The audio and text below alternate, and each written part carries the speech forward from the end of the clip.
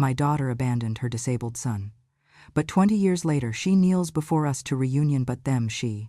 I was 60 years old the night my daughter left her baby on my porch like a piece of unwanted furniture. I remember the sound before anything else, the sharp, slicing screech of tires grinding against the gravel road that cuts in front of my house. It was 2 in the morning, the kind of hour when even the Tennessee crickets fall quiet, the kind of hour when only trouble comes knocking. I pushed myself out of bed, every joint protesting, and hurried to the front door because something in my chest already knew it was her. When I opened the door, the porch light flickered once, then held steady. That was when I saw the basket first. An old wicker thing, frayed at the edges, the kind you find at yard sales for $1. Inside it was a newborn, tiny, red, trembling, still wearing a hospital band around his wrist, and on top of the thin blanket, weighed down so it would not blow away, was a crumpled $100 bill. I stared for a moment without breathing, then lifted my eyes. Sarah stood under the porch overhang, arms folded tight across her chest, as though shielding herself from responsibility rather than the cold drizzle misting down around us. Her face looked carved from stone, hard, unyielding, younger than her cruelty deserved. "What are you doing?" I whispered, my voice cracking like dry wood. I already knew, but the mother in me still begged for the answer to be something else, anything else. Sarah flicked her wrist toward the basket, as if presenting a bill at a restaurant. "I only have $100 for it. Do whatever you want with him." Her tone was flat, almost bored, as though we were discussing a stray kitten instead of the life she'd just carried into the world. My throat tightened. "Sarah, baby, this is your son."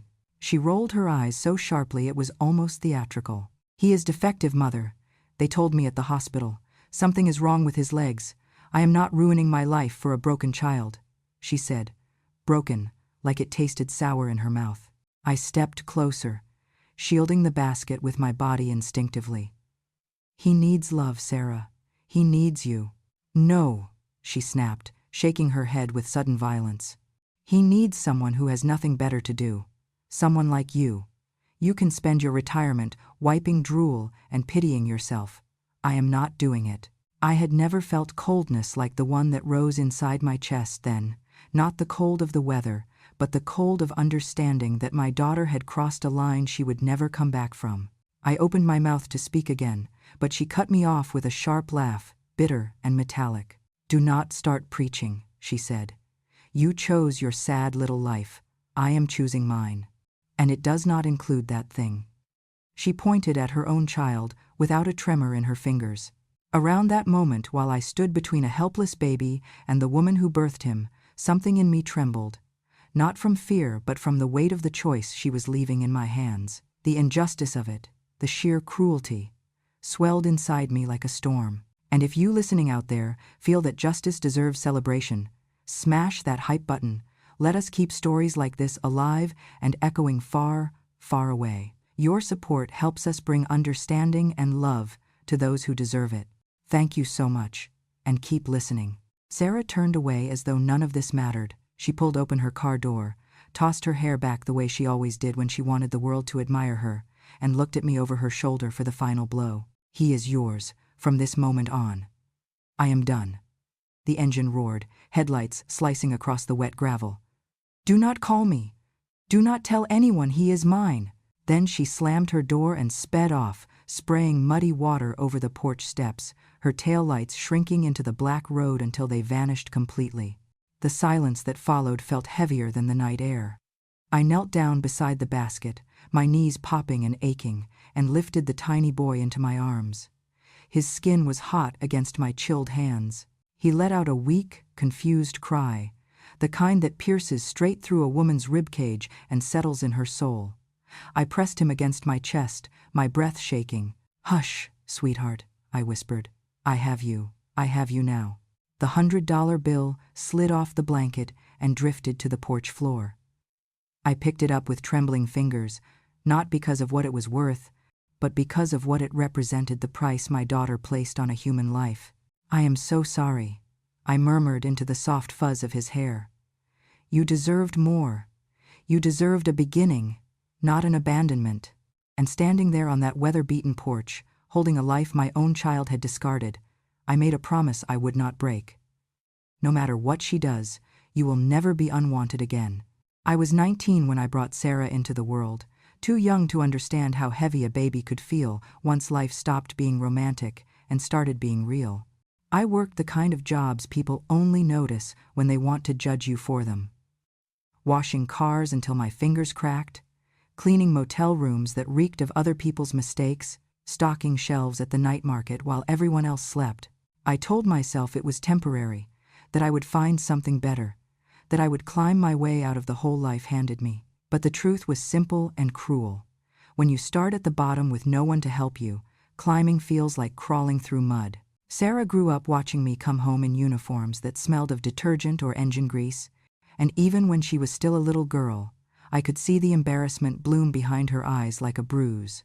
Children do not hide their shame, especially not when other children help them shape it. The girls from the nice part of town, the ones with iron dresses and mothers who volunteered at fundraisers, would laugh when they saw me waiting at pickup. They covered their noses playfully and whispered just loud enough for my daughter to hear. "Your mama smells like a mechanic," they said. "Your mama works with dirty men." And one girl, a little older, declared with the brutal honesty only children have, "You are the kid from the cheap house." Sarah never repeated their words to me in those early years, but she did not have to. I could see them settling into her bones. She would tug her hand from mine as soon as we stepped outside the school gates. She walked 2 steps ahead, so it would not look like she belonged to me. She stopped calling me Mama in public by the time she was 9, switching to Nancy like I was a neighbor she barely trusted. When she turned 13, the simmering embarrassment turned into something sharper. The first time she looked me dead in the eye and said, "You make me ashamed." I did not answer. Shame is a hard word to swallow from the mouth you once fed with your own hands. She threw more at me as she got older. "If you knew how to keep a man," she snapped one night, "we would not live like this." She said it so casually, as if my divorce and the years of trying to survive afterward were deliberate choices meant to inconvenience her. I wanted to tell her about the nights I stayed awake, worrying how to pay the next bill, about the times I ate less so she could eat more, but she never wanted the truth. She wanted someone to blame, and I was the easiest target. As she grew into a teenager, she discovered she had beauty the way some people discover a weapon. She learned that a smile could get her rides home and attention from boys whose families owned lake houses and land they never worked on. She wanted that life, shiny, empty, effortless. When one of those boys invited her to a party at his parents' estate, she stood in the doorway in a dress she could not afford and said, "Do not pick me up tonight. I do not want them to see you." She did not say why. She did not have to. The words sat between us like a slap that had not yet landed. What cut deeper than anything else was that she never tried to rise above where we were. She despised poverty, but refused to lift a finger to escape it. She hated the jobs I worked, but never sought a job of her own. Instead, she drifted from one wealthy man to another, chasing status without earning stability. She believed the world owed her comfort and that any hardship was a personal insult. Her double standards grew darker as she entered adulthood. She would sneer at people who worked with their hands but brag about dates who paid her bills. She looked down on women who struggled yet accepted gifts she did not earn. She wanted the privileges of wealth without the discipline or decency of those who built it honestly. To her, character mattered less than appearances, and dignity was optional as long as the world watched her with admiration. I saw the transformation happen slowly, like mold creeping under a doorframe. She stopped visiting unless she needed money. She lied about small things to avoid responsibility. She rejected every reminder of her roots, even the ones that had kept her alive. And whenever she spoke to me, there was always the same bitter refrain. "You kept me small," she said. "You kept me poor. You made my life harder." Not once did she acknowledge the sacrifices that held her childhood together. By the time she was a grown woman, her resentment had matured into something sharper, more poisonous. She was determined to outrun the version of herself she thought I represented, and in her mind, the fastest way to escape was to cut away anything that reminded her of where she came from, even if it meant cutting away the mother who had carried her, fed her, protected her, and loved her with everything she had. So when Sarah abandoned her own child, 20 years later, it was not sudden. Cruelty does not appear fully formed. It grows, it deepens, and eventually it becomes the only language a person knows. And by then, it had become the only language my daughter knew. The morning after Sarah abandoned her son on my porch, I placed that crumpled $100 bill in a small wooden box I kept on my dresser. It was an old box, the kind with a loose hinge and a faint smell of cedar, something my mother had given me long before life became so complicated. I laid the bill flat inside it, smoothing the creases with my fingers, not for the money but because I knew one day I might need to remember exactly how little my daughter believed her child was worth. That box became a quiet reminder of the line that had been drawn between cruelty and responsibility. And I carried it with me through every stage of Evan's life. Raising him was not easy, and I would be lying if I said I never had moments when fear felt heavier than hope. Evan's legs did not develop the way they should have. His muscles were tight, his balance was poor, and he could not stand without help. The doctors explained it gently, but the words still landed like blows. Physical therapy, weekly appointments, braces, surgeries. They listed it all with polite sympathy. I nodded, holding my grandson close, promising myself I would not allow him to become another casualty of someone else's selfishness. We began therapy when he was barely old enough to sit up on his own. I brushed my hair back, tightened my shoes, and carried him through those hospital hallways twice a week. I held his tiny hands while therapists worked on stretching his legs, coaxing his muscles to move in ways that made him cry out in frustration. Every moment hurt him and healed him at the same time, and every tear he shed broke me in ways I never let him see. I learned to count my breaths, one for him, one for me, until the session was over. Money was always tight. The kind of tightness that made you decide between paying a bill on time or buying the better brand of pain medication. But I managed. I worked hours that stretched long into the night and woke before dawn. I cooked meals that lasted for days. I cut corners until there were none left to cut. Evan never knew that part. I made sure of it. A child should not feel the weight of survival on his small shoulders. That burden was mine. People in town had opinions, as people always do. Some of them quiet, some of them loud enough to sting. A neighbor once said, "Your daughter was right to leave him. Better to walk away early than suffer for years." Another told me, "That boy is going to be nothing but work. You should give him to the state." And someone else, someone who had watched me struggle with groceries, added, "You do not have to play the martyr. No one would blame you if you let someone else take over." I did not argue with them. I did not shout or curse or defend myself. I only pulled Evan closer and walked away. They did not understand that he was not a burden. He was my chance to do something right in a life full of wrong turns and disappointments. Holding him made me feel stronger than all their judgments combined. As he grew older, his smile grew with him. It was bright and gentle, the kind of smile that shone, even when his body betrayed him. His first steps came at age 5, shaky and unsteady, with braces strapped tight to his legs and sweat dripping from his brow. I held my breath the entire time, afraid that if I exhaled, he would fall. And when he finally made it across the living room, arms trembling, face lit with triumph, I cried harder than he did. I taught him kindness the same way I taught him to steady his feet slowly, patiently, with repetition. "People will judge you before they know you," I told him. "So let your goodness speak louder than their assumptions." He listened. He absorbed every word. Evan became the kind of child who shared his toys freely, who comforted other kids when they fell, who thanked every nurse after every appointment. His heart stayed soft, even while life tried hard to harden it.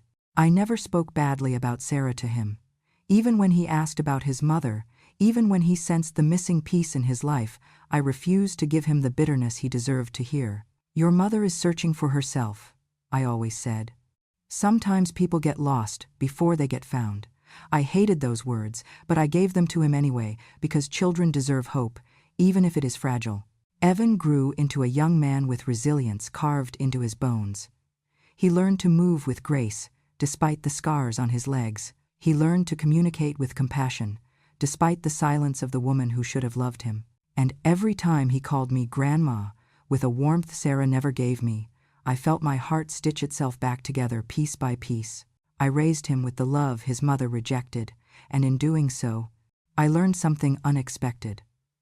Love, when poured into the right soul, does not drain you, it fills you. Evan became the reason I woke up with purpose, the reason I kept going, even when the world whispered that I should give up. He saved me just as much as I saved him. 20 years passed before Sarah ever set foot on my property again. I had grown older in that time, slower in my joints, wiser in my silence. Evan had grown into a young man with steady hands and a determined spirit, a man who had earned every bit of strength inside him. I never expected Sarah to return, not after everything she had chosen to become. But life has a way of sending ghosts back when they run out of places to hide. It was late afternoon when I heard gravel crunch under tires, the same sound that had haunted me since the night she abandoned her first child. I was standing at the kitchen counter, washing the last dish from lunch, when Evan peeked out the window and froze in place. "Grandma," he said quietly, "there is someone outside." His voice carried confusion, not fear, because he did not know yet what fear felt like coming from your own flesh and blood. I wiped my hands on a towel, walked to the front door, and opened it just as Sarah stepped out of her car. I almost did not recognize her at first. Her beauty, the weapon she had always relied on, had begun to dull around the edges. Her clothes were stylish but worn, her hair too perfect for someone with sincerity in her heart. And her eyes, those eyes, scanned my porch, my garden, the siding of my house, taking mental inventory the way a person does when they are calculating whether someone's life turned out better than theirs. I watched her gaze move from the fresh paint to the new gutters to the rocking chair Evan bought me last Christmas. She was not looking for me. She was looking for an opportunity. Then, in the most dramatic gesture I had seen from her since adolescence, she fell to her knees. Not slowly, not gracefully, but with a force meant to impress and manipulate. Her hands slapped the concrete. Her voice cracked in a practiced way. "Mother," she cried, "please, help me, help my child." Evan stepped closer behind me, startled. He moved to my side slowly, unsure whether to confront her or retreat. He had never seen a grown woman collapse like that, much less the woman who had given him life and taken it away in the same breath. His uncertainty radiated behind my shoulder, but I kept my eyes on Sarah because old wounds know exactly where to reopen. She reached for the hem of my jeans as if grabbing the legs of a savior. "Please," she repeated, "my daughter is dying. Grace is dying. She needs help. I do not know where else to go." For a moment, I let the words hover between us. They carried weight, but not all weight is sincere. Her fingers trembled against the fabric of my pants, but her eyes, those sharp, observant eyes, lifted again to scan my home. I could see the calculation happening behind them. She was assessing my lawn, the car Evan fixed up for me, even the mailbox. She wanted to see if there was money here. Not love, money. I bent down slightly, not enough to touch her, but enough to see her face clearly. "What happened to Grace?" I asked. Sarah sniffed hard, a sound too tidy to belong to real grief. "Her kidneys," she said. "They are failing. She needs a transplant, immediately. They tested the family. No one matched. And then they said," she paused, squeezing her eyes shut as though the moment deserved theatrics. "They said her half-sibling could be a match." Evan inhaled sharply behind me, and I felt him sway just a little. He knew he had a sibling out there, he just never expected to be summoned for them like a tool. "They need him," Sarah whispered. "They need Evan. He might be the only chance." I turned to look at him.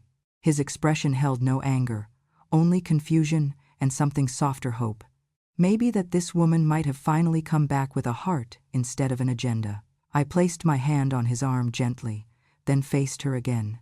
"Did you bring the hospital paperwork?" Sarah nodded quickly and scrambled to her feet. From the passenger seat of her car, she grabbed a thin, wrinkled folder and handed it to me. I opened it and read the truth she had not expected to confront. Evan was not a match, not even close. I looked back up at her. "This says Evan cannot donate. Her jaw clenched the moment the words left my mouth, as if she had been punched with disappointment rather than grief. "They must be wrong," she snapped. "Test him again. They said a sibling would match." "They said a parent would match too," I replied evenly. That was when her expression cracked, not with sorrow, but with panic, because the second page of the report spelled it in large, unmistakable letters: biological mother, compatible, 100%. Sarah snatched the paperwork back, flipping through it with frantic eyes until she saw the line herself. She looked at me, then at Evan, then back down as though reading might change the truth printed on the page. "No," she whispered. "I cannot do that. I cannot ruin my body. I cannot have scars. They said the incision, Mother. I cannot." Her voice rose into a sharp, selfish pitch. "I am not giving up my body for anyone, not even for her own child." That was the moment Evan understood who she truly was. The moment I saw the light dim in his eyes, not from pain, but from clarity. And I knew then that her kneeling had never been about love. It had been about desperation, wrapped in vanity. A performance for an audience she thought she could still manipulate. But the show was over. For a long moment, the porch fell silent after Sarah declared she would not let her body be ruined for her own daughter's life. Evan stood behind me, breathing unevenly, trying to make sense of a woman who shared his blood, but none of his humanity. His hand brushed my elbow, a silent plea for reassurance, but I did not take my eyes off Sarah. The truth had been cracking at the edges for years, and now it was time for the whole facade to collapse. I straightened my back and said quietly, "Come inside." She hesitated, looking around again, pretending to wipe her tears even though none had actually fallen.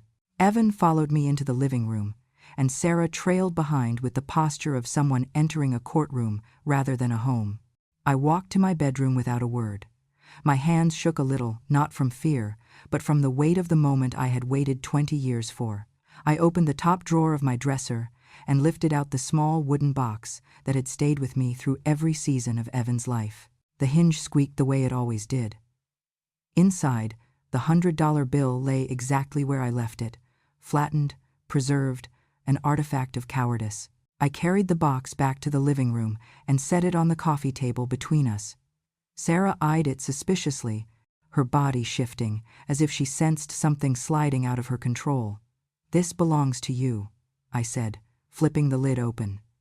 She looked inside, blinked once, then again. "What is that supposed to be?" I picked up the bill and held it between two fingers. "You gave this to me the night you abandoned Evan. You tossed it like trash onto the porch and said, 'I only have $100 for it.'" Her face twitched, but she forced a scoff. "I never said that. You are making things up." I reached into the box again and pulled out the old slip of paper she had left beneath the blanket.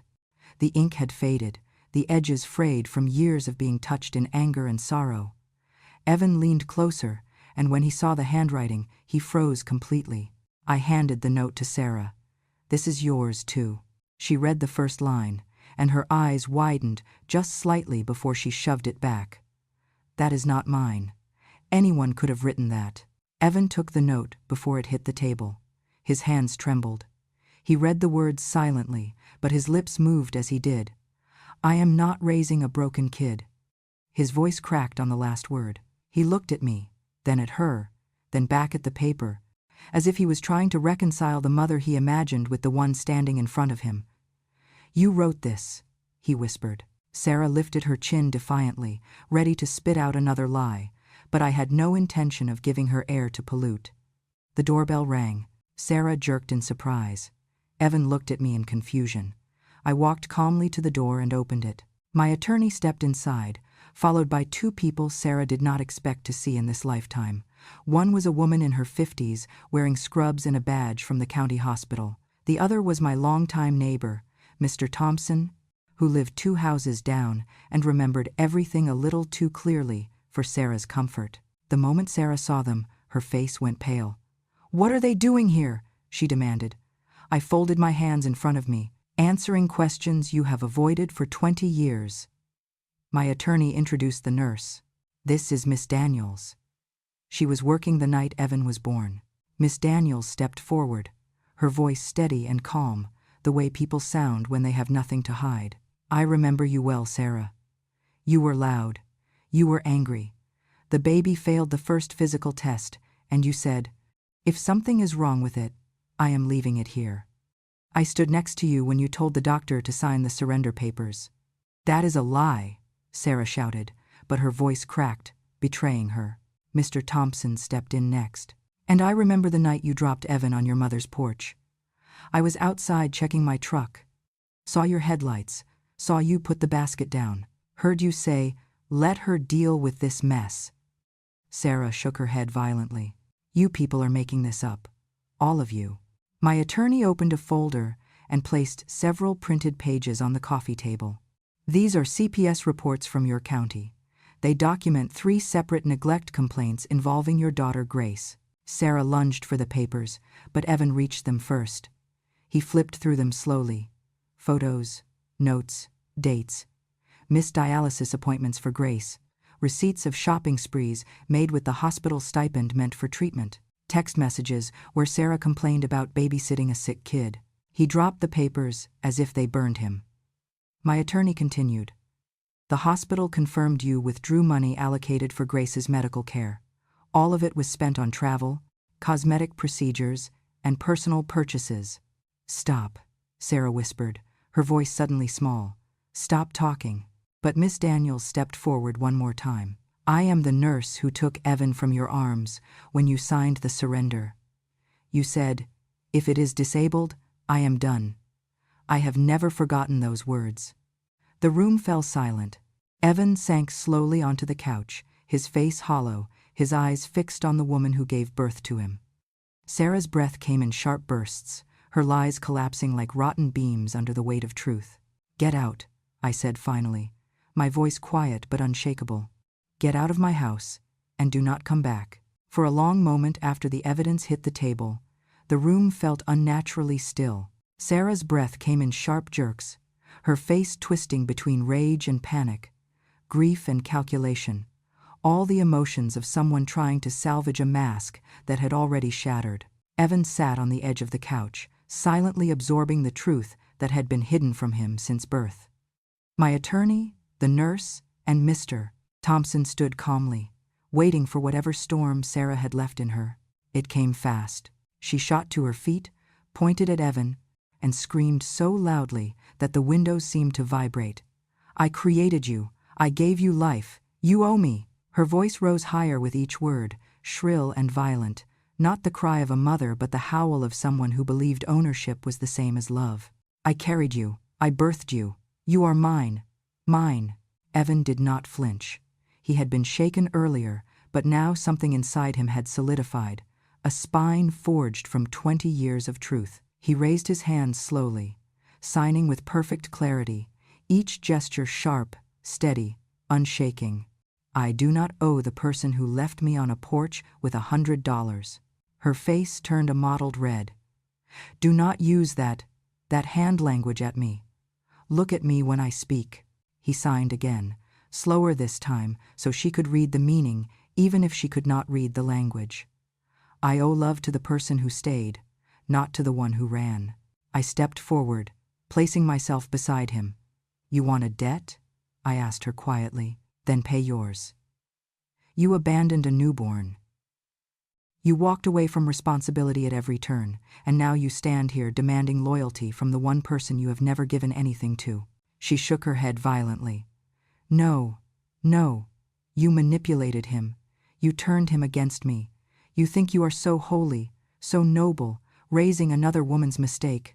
The words hit me harder than I expected, but I did not let them break the surface of my voice. He was never a mistake. He was abandoned. There is a difference. I did what I had to do, she screamed. I had a life to build, a future. I could not drag around a sick baby and throw away my chances. You did throw something away, I replied softly, but it was not your chances. Her chest rose and fell in erratic bursts.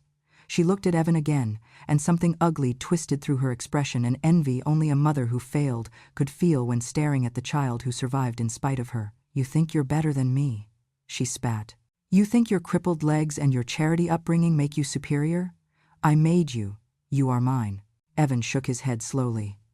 I am not yours, he signed. I never was. That was the breaking point. Sarah let out a sound somewhere between a scream and a sob, grabbed the CPS papers from the table, and tore them, shredding them with frantic, desperate fingers. You cannot use this against me. You cannot. This means nothing. All of you mean nothing. My attorney stepped forward. Those are copies, he said calmly. The originals are already filed. Sarah whirled on him. I will sue all of you. I will tell the police you are forcing Evan to give up his kidney. I will say you are letting my daughter die. Her hysteria filled every corner of the room, a storm made of lies and fear and the final collapse of a life built on deception. But my attorney did not raise his voice. He simply opened his briefcase and withdrew a single sheet of paper. Tennessee law is very clear, he said.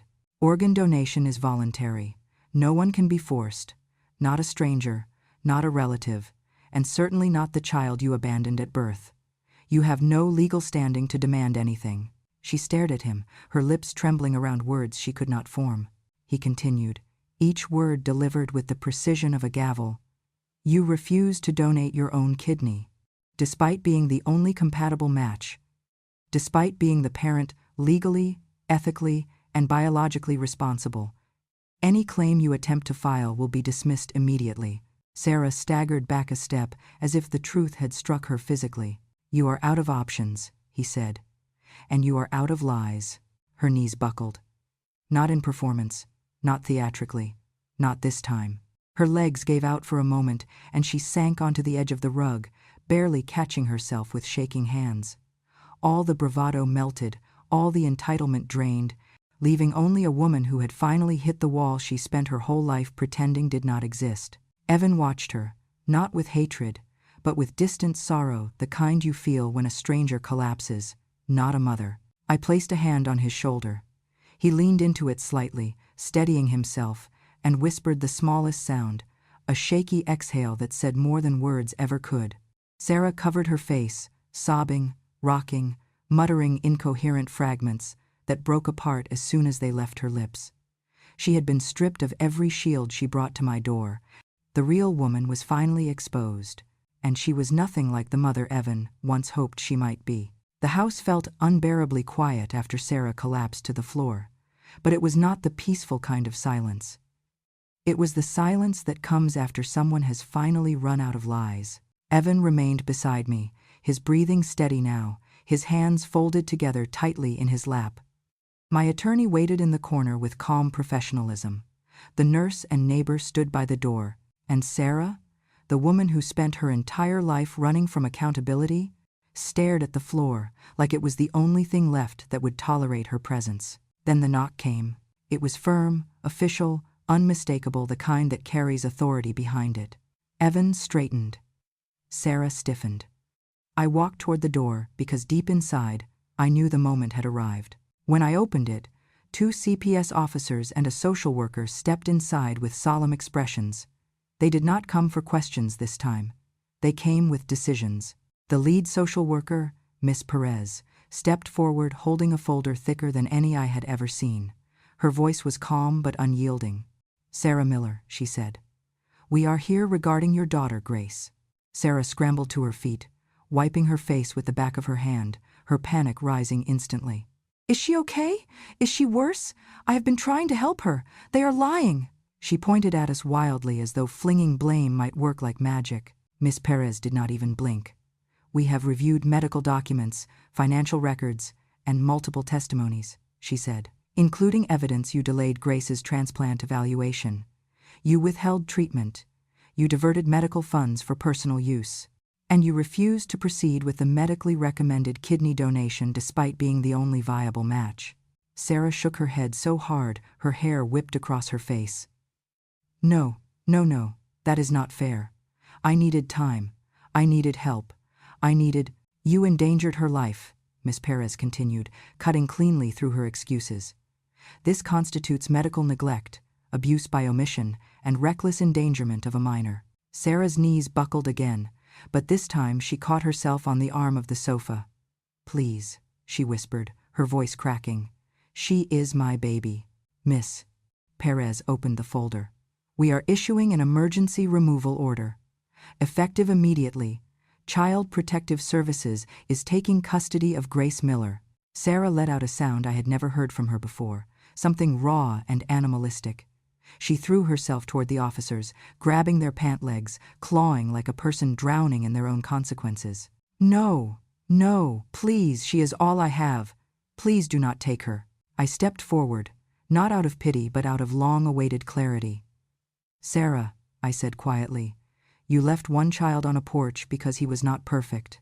You neglected the other because she was inconvenient. Love is not a feeling. It is a choice. And you chose yourself every single time. She shook her head violently.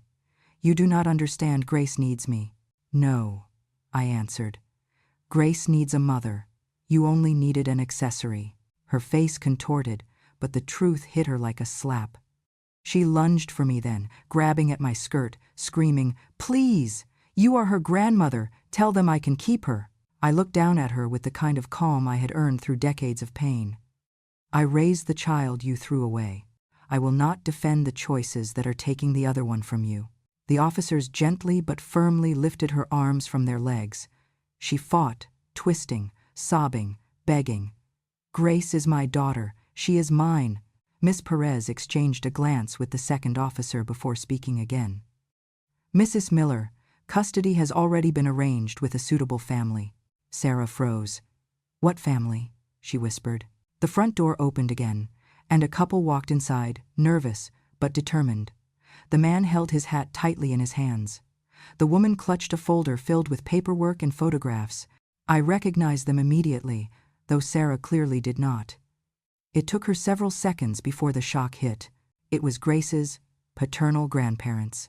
The same people Sarah once mocked for being uneducated lowlifes, the same ones she refused to let Grace visit more than twice a year, the same people she belittled for not being good enough to marry into. They now stood determined and heartbreakingly hopeful. The grandmother spoke first. We already petitioned for emergency guardianship, she said softly. We have the room ready, we have the resources, and we have the love. Sarah's mouth fell open. No, she shrieked. No, you cannot give her to them. They are nobodies. The grandfather stepped closer, his voice steady. Grace deserves a mother, Sarah screamed. I am her mother. The grandmother shook her head gently. No, you were just the woman she was born from. Sarah became a storm, a hurricane of denial and desperation. No, no, you cannot take her. She is mine, the CPS officer answered with the finality of a gavel. Grace will be safer, healthier, and loved in their care. The court agrees. Sarah's cries turned into violent sobs, her body convulsing as the officers lifted her to her feet. She tried to grab onto anything, furniture, walls, the edges of her own collapsing lies, but nothing could hold her up anymore. As they led her out, she screamed so loudly the windows rattled. Grace! Grace! She is my daughter! I will get her back! You cannot do this to me! But the grandmother stepped forward one last time and said with devastating compassion, Grace deserves a mother, and you never chose to be one. The officers closed the police car door. Sarah's screams were cut off mid-syllable. Silence filled the yard. Justice, after 20 long years, finally had a sound. After the patrol car carrying Sarah disappeared down the road and the officers finished their paperwork, the house finally exhaled. Evan and I stood in the doorway together, watching the dust settle, both of us exhausted in a way that felt older than our bones. Justice has a strange sound. It is not loud, it is not triumphant. It is a quiet, steady release, the way a wound stops bleeding once the infection is finally cut out. Evan leaned against the doorframe, staring into the space where Sarah had been dragged away, and I could see the whirlwind of thoughts moving behind his eyes. I reached up and touched his arm gently. You okay? I asked. He nodded, though the nod was slow and heavy. I think so, he said. It hurts, but it also feels right. That was the first honest description either of us managed to speak. Life did not snap back into place overnight. Wounds do not close just because the storm has passed. But over the following months, something remarkable began to grow in the empty spaces Sarah left behind. Evan applied to a local training program for physical therapy, specifically one focused on assisting young patients with disabilities. He said he wanted to help kids the way so many therapists had helped him. Watching him come home with his textbooks, his notebooks full of anatomical sketches, and that determined glimmer in his eyes made me feel something I had not allowed myself to feel in decades. Pride that did not hurt. He worked harder than any student I had ever seen. He studied late into the night, attended every clinical session, volunteered at pediatric clinics even when he was not required to. He understood those children the way only someone who had lived their struggles could. He knelt next to them, encouraged them, laughed with them, and celebrated their smallest victories as though they were monumental. One of the supervising therapists told me, "He has something you cannot teach, empathy in his hands." I knew exactly where it came from. It came from surviving abandonment, from enduring surgeries, from learning to walk with braces, from being loved without condition. He carried all of it into every child he helped. Meanwhile, Grace settled into her new home, the home with the paternal grandparents Sarah had always dismissed.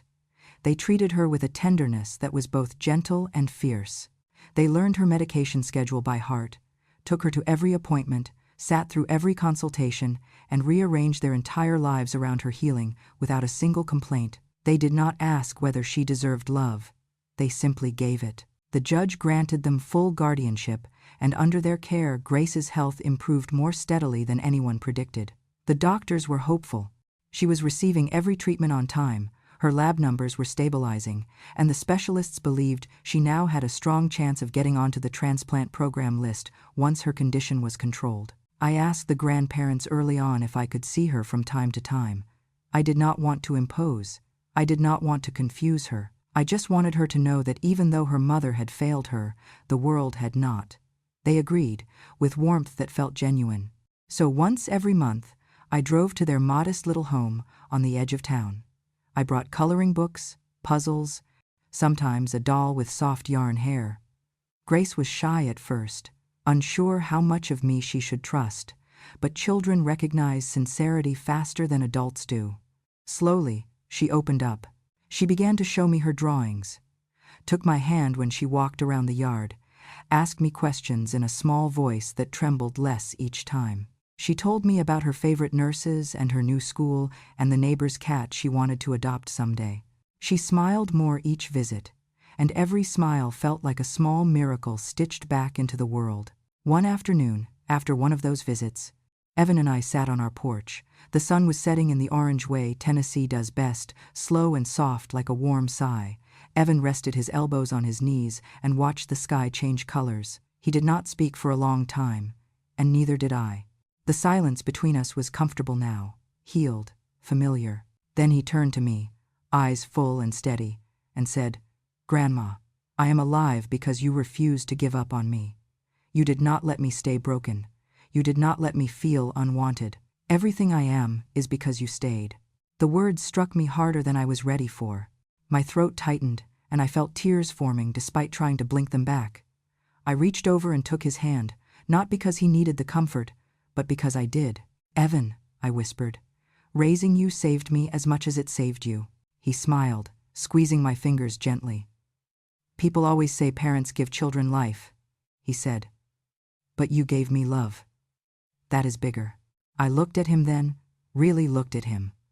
The strong jaw, the quiet determination, the warmth he carried like a light he never asked for, but learned to keep burning. And I realized the truth I had lived for 20 years, but never said out loud.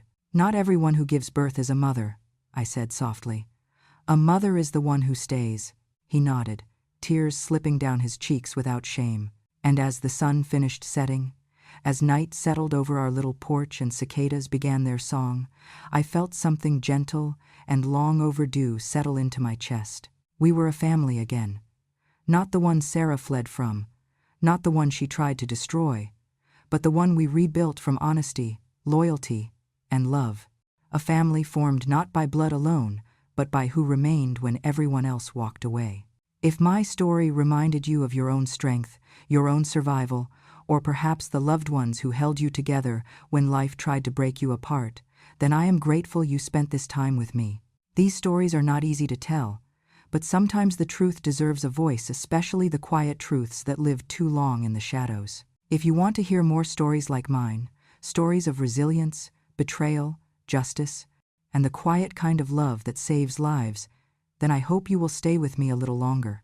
Go ahead and subscribe to Grandma True Stories. It helps more than you know, and it keeps these stories alive for the next heart that needs them. Thank you for listening. This is Nancy, and until next time, remember this: the world may forget, but grandmothers never do.